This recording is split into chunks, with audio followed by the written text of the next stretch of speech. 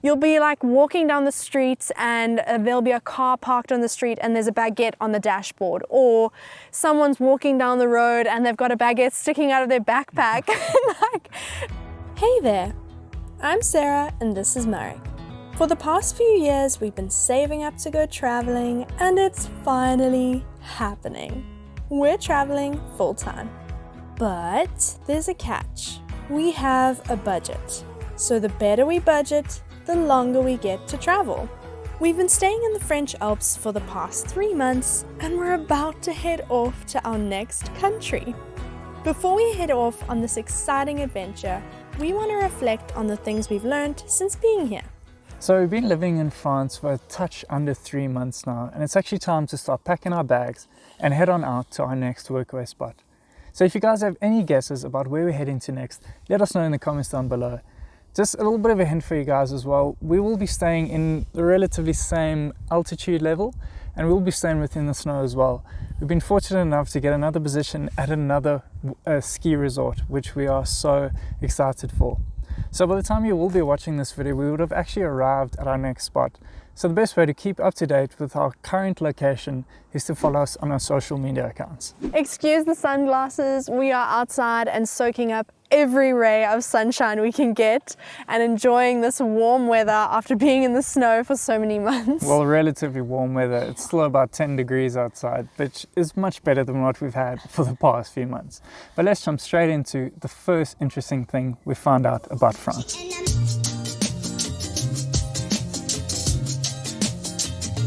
So the first thing we found out pretty quickly after arriving here is when you go grocery shopping, they don't give you packets. It's just not a thing here. And in South Africa, it's like commonplace that you get a packet every time you buy something.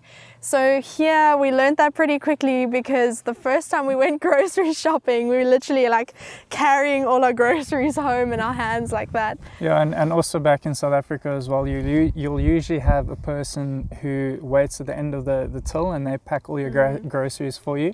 But here you have to not only provide your own packets, but you have to pack the groceries yourselves. And it can be a little bit awkward because they don't serve the next person until you've finished packing your groceries. So like there's the line of people there, they're waiting, you know, and there you are like trying to pack your groceries. You can. Like, it's quite funny. Yeah.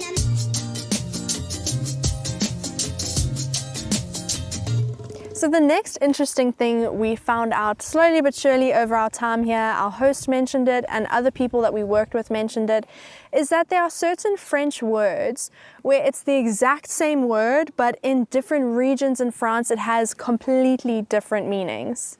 Yeah, so like, for example, a word that you say in the south of France will be completely different to what it will mean in the north of France. But we have actually found an article highlighting like 12 words which have different meanings throughout France, which we will link in the description below. If you're interested to find out a bit more about that.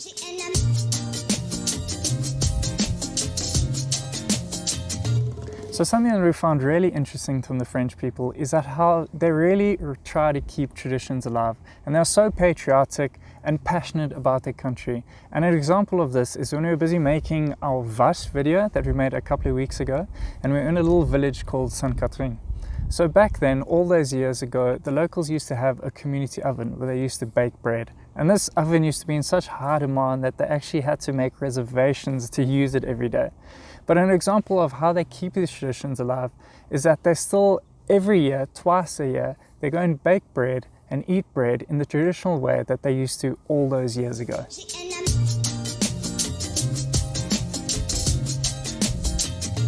So we had this whole thing recorded, only to go and watch it afterwards to find out that more than half of it actually didn't record.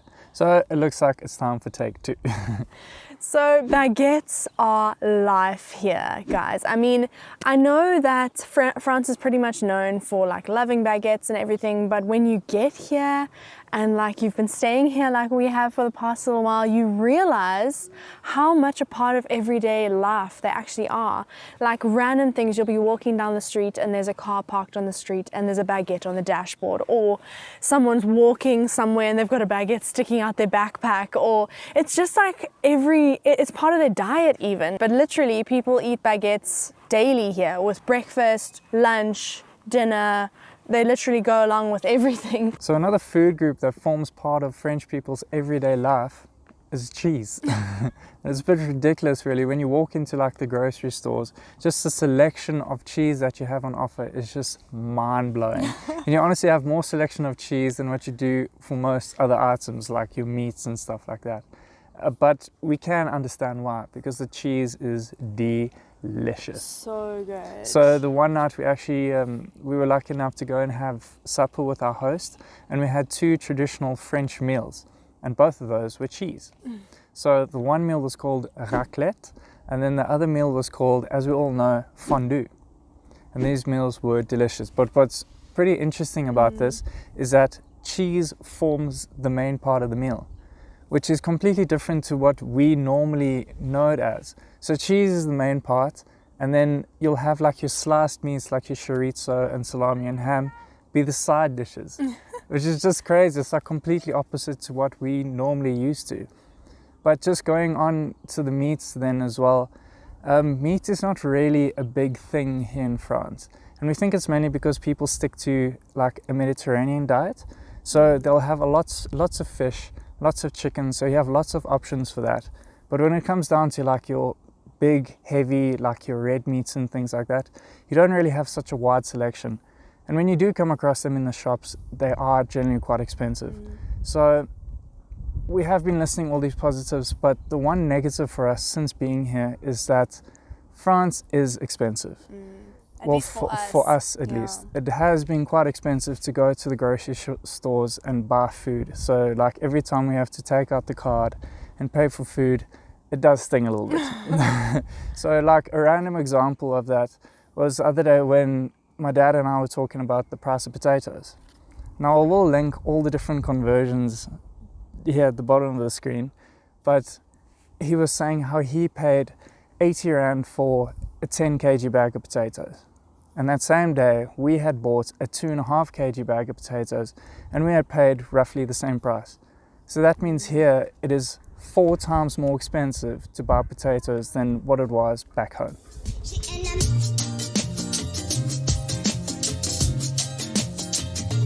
Generally here after meals, people enjoy to have a cup of coffee, and that's generally like an espresso shot.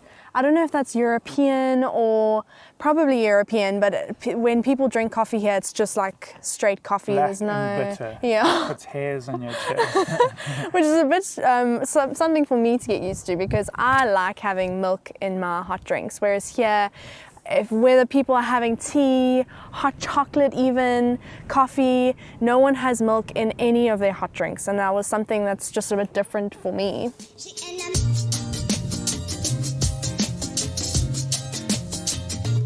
Another thing that's generally enjoyed after a meal is a shot of something called Ginpi, which is a liqueur, and it's very famous in the Alps region because Ginpi is actually a plant, and that plant is used to make the drink Ginpi, of course, but it grows in the Alps at a very, very high altitude. So from an altitude of about 1,500 meters to about 2,000 meters, and so that makes it quite difficult to acquire, and it's a very special drink that's enjoyed in this region. So we actually try to go and get a little bottle of Ginpi so that we could sip on it and tell you more about it when we're doing the video.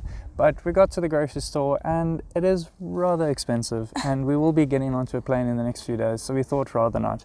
But also what makes it so expensive as well is that, like Sarah was saying, it is quite like a rare plant to get. So you actually have to walk up into the mountains to go and get the flower to make the Ginpi. So it just makes it a little bit harder to make the drink, resulting in the higher price. Yes, and people here also enjoy to make it themselves. The basic recipe is pretty much vodka, sugar, and Ginpi, and people love that. It's like something that they take quite a lot of pride in, is if they make their own homemade Ginpi, and it's like, oh, my Ginpi is better than your Ginpi, and like that sort of thing, which is quite fun as well. Yeah, so it takes 40 days to make the Ginpi, and it because of the Ginpi plant, it actually turns a liquid green.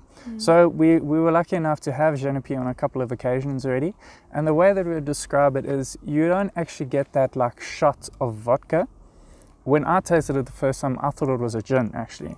So it's like a thickened, sweetened version of gin that when you take that first sip, it's like like you feel your sinuses and everything just open up. But it was really, really cool, and we enjoyed tasting this very traditional drink.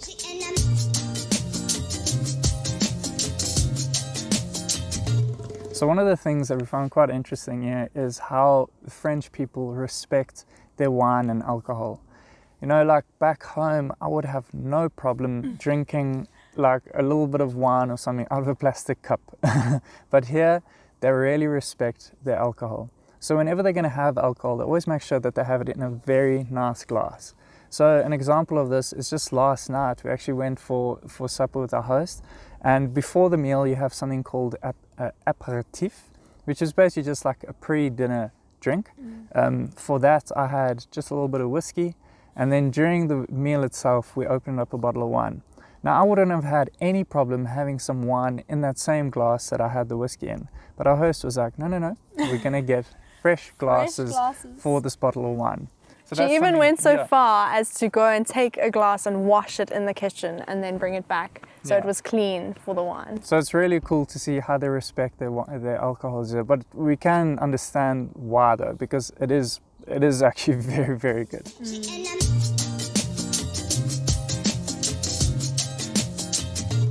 On the 6th of January every year, the French people like to celebrate something called Epiphany Day.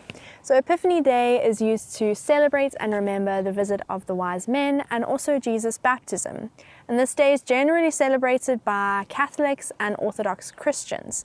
So we were here in France on the 6th of January and we got to celebrate this day along with our host, which was very interesting for us because we'd actually never heard of Epiphany Day before coming here. So the tradition goes that generally on this day, the French people like to eat something called galette de roi. I don't know if I'm saying that correctly, but it's an almond cake, and baked into the cake is like a little toy. Sometimes it's a crown, or it doesn't really matter what it is, but it's a little hard plastic toy, basically. Yeah. And the tradition goes that when you have a party of people together, if there are kids, the kids go under the table while whoever is cutting the cake, and then the kids decide who gets the piece, whichever piece of cake. So Marek will get the first piece, Sarah will get the second piece, and so it goes. And then you carry on, you eat the cake, and whoever finds the toy little thing inside their piece of cake is the king or queen for the day. And fun fact, the first time that we ever went and celebrated Epiphany Day, this little one right here managed to get the little toy piece. So she was the queen for the day. Now we don't have the little toy with us right now, but we'll put a picture of what it does look like.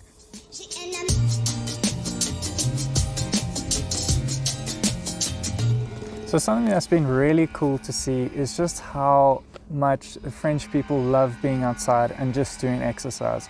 Now we've mentioned this in one of our previous videos before, but it's just so cool to see how they always just go out and make the most of every day. How they really go and explore and just make the most of the environment that they're in. And it's just quite motivating as well, because on those days where you just don't feel like putting on your shoes and going out for that run, just to see how much enjoyment they get just from being outside and exercising really gives you that little bit of a lift that you need just to go out and do that exercise.